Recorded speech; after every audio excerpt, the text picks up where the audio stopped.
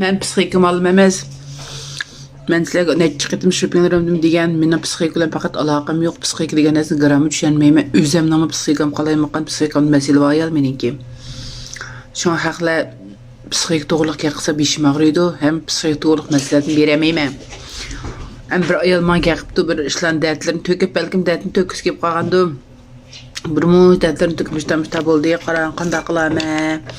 Deb gapirdi, men onu bilan aşım münasebetlik, psixik münasebetlik adamlarni izlab birib beslatib beqin mumtoz bo'lib ketmaydi ekanman.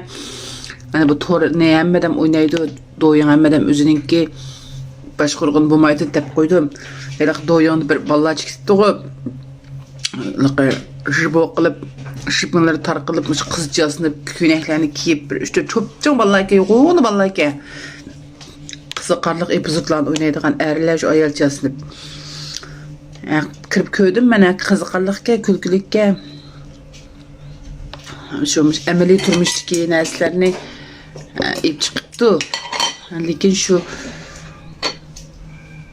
xarakterini sal o'zgartib qolibdimi deb o'ylab qoldim men o'zimki. Unda men ularga xabar ayad emas.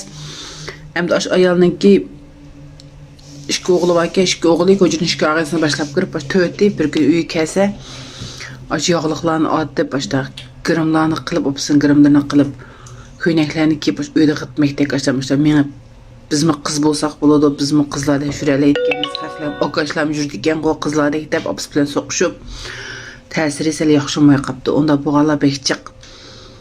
Endi sizlar ularni qo'llamamsizlar, men bilmadim.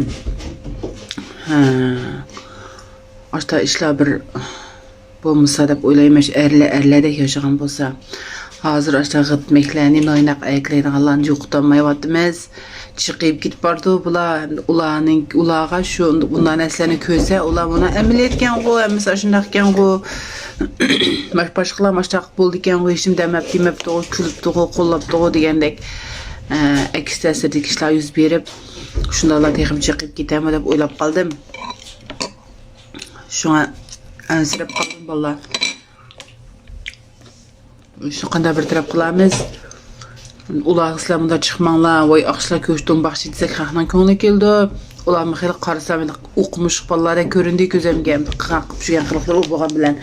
Endi boshqa bir usullarda chibo qilib, boshqa bir qiziqarli ishlarda xalq yuzini, do'yin yuzini yuzlangan bo'lsa bo'lar bo'g'aydi.